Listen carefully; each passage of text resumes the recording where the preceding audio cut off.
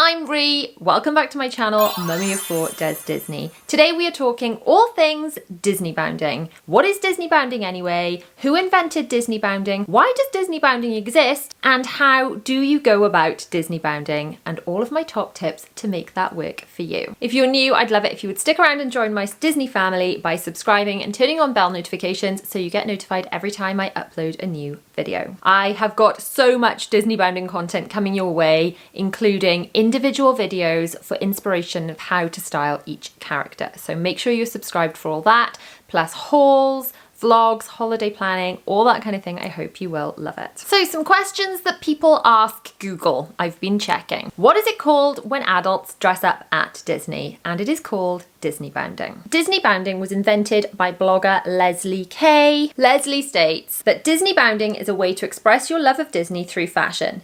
It uses clothes to recreate the outfits of your favourite Disney characters without being costumey. You could go to school or the mall in a Disneybound and not get pegged for being in a costume. Now obviously there are different levels of Disneybounding, from something you would wear every day to go and pick up your children from school, up to something that perhaps is more park appropriate. For example, if we look at what I'm wearing today, I have got on a lilac top inspired by Rapunzel from Tangled. I have got some jewellery that I had in a Shop Disney haul, which has got Rapunzel's little sun emblem on it, and the necklace that looks like one of the lanterns. Now if I remove the ears, which granted scream I'm off to the parks, then I'm just left in my jeans and top with a little lilac bag that I picked up in a Primark haul and a Rapunzel pop socket on the back of my phone. Suddenly I'm less costumey and obvious, yet adding a sprinkle of Disney to my day. So this book is absolutely beautiful to flick through. I will link it below if you fancy grabbing a copy. Now the main reason that Disneybounding exists is because adults are not actually allowed to wear costumes at Disney, purely because they don't want to be confused for cast members by the general members of the public who Disney refer to as their guests. Disney are quite strict about their costume policy, stating, Disney reserves the right to deny admission or remove any person wearing attire that is considered inappropriate or attire that could detract from guest experience of other guests. Attire that is not appropriate for the parks, which may result in refusal of admittance, includes, but is not limited to, costumes and masks which may not be worn by guests of 14 years of age or over.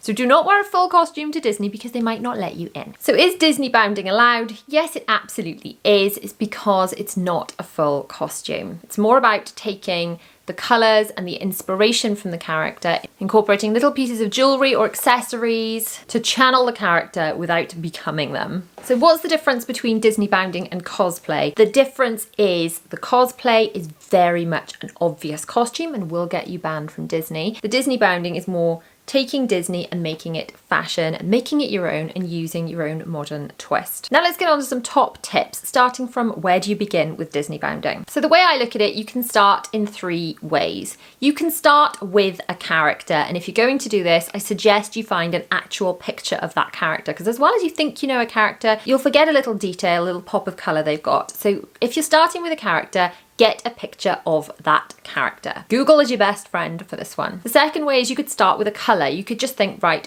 I'm going to think of a yellow inspired character. I want to base mine on blue.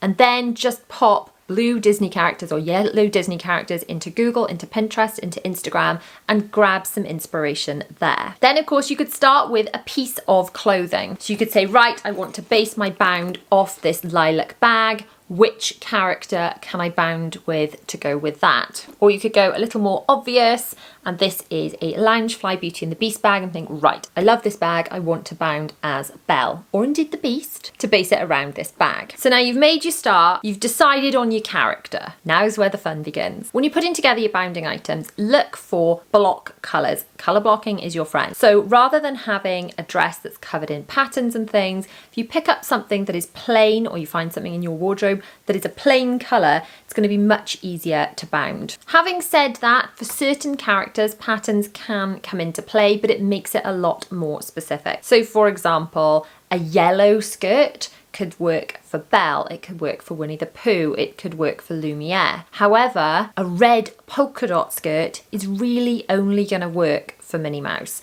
So patterns can be your friends, but they're going to limit you a little bit more with how many different bounds you can do with that item of clothing. Next, think about shapes and silhouettes. So has a character got an off-the-shoulder dress, and you could perhaps copy that shape within your bound. Daisy Duck has a really poofy, feathery bottom. Could you have a slightly poofy white skirt to go with your lilac top, and then you're bounding as Daisy Duck using not just the colour palette but the silhouette too, but still making it modern clothing. Accessorize for the win when you're putting together your bounds. You can use accessories to coordinate with colours or to add another pop of colour. Loungefly bags are absolutely stunning, and there are Loungefly bags to go with every character, and they are just beautiful, kind of more like pieces of art than bags really, but they are a really great way to accessorize your bounds, but also be a really beautiful fashion accessory too. Adding jewellery is a really subtle and beautiful way to accessorize your bounds. So things like, I've got this Rapunzel jewellery,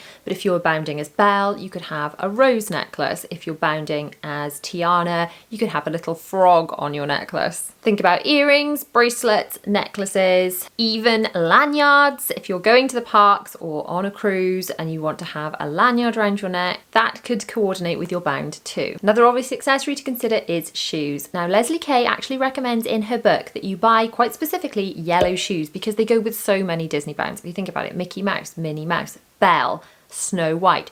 The list goes on and on. There are so many Disney characters with yellow shoes or feet. There are lots more. Let me know in the comments which other yellow characters have yellow shoes. Or other characters in general without being yellow have yellow shoes. There are a lot of them. Other than yellow shoes, Leslie Kay also recommends brown boots as quite a good versatile shoe for your bounds. Personally, I like brightly coloured flip-flops, which can be super comfy, inexpensive, and great if it's really warm. Next tip is a bit boring, but without it, it might just ruin your day if you're heading off to the parks, and you have to consider practicality too. So if you're walking miles and miles and miles in beautiful yellow, very tottery shoes, your feet are going to bleed and you're not going to enjoy Disney. So think about comfort as well as style as you're walking around the park. Also, if you're heading to the parks, think about how much stuff you're going to have to carry. So this bag may go with an outfit, but maybe you need something more this size in order to fit all your bits and pieces into it. Also, if you're heading to one of the parks where the weather is not going to be so great, consider this too. Will your outerwear match with your bound, or will it just cover it up so no one can see it? That would be terribly sad. Next, consider era. Now, a lot of Disneybound kind of heads towards the 50s. It's been suggested maybe this is because Disney was established, really found its feet in the 50s, and a lot of the films were made back then. I personally absolutely adore the 50s style, and those kind of really swishy dresses are just such a lovely way to dress up. So you need to think about going through your existing wardrobe with fresh Disneybounding eyes. Which pieces can you use to build your own bounds? So maybe you've got a plain t-shirt like this in your wardrobe.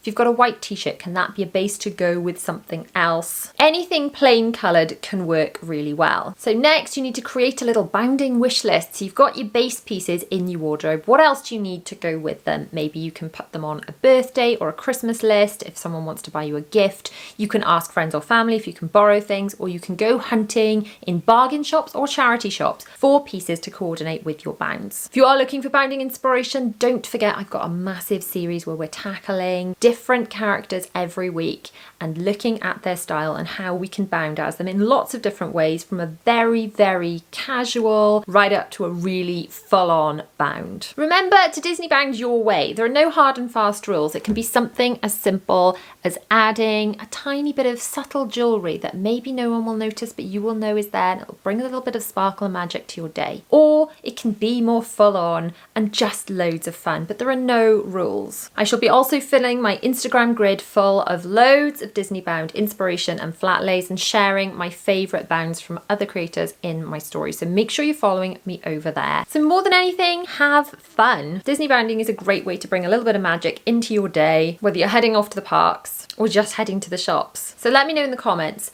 have you done Disneybounding before, or have you got any upcoming trips where you're thinking about doing your first bound? Let me know which characters you fancy bounding as, and let me know which characters you would like to see Disneybounding inspiration videos about, and I will put together those videos for you. Thank you so much for watching. If you have enjoyed this video, please give it a massive thumbs up. Do not forget to subscribe and hit the bell to be notified when I post new videos. New videos for you to enjoy are all around me. I hope to see you back here in my Disney family very, very soon. Mwah. Bye.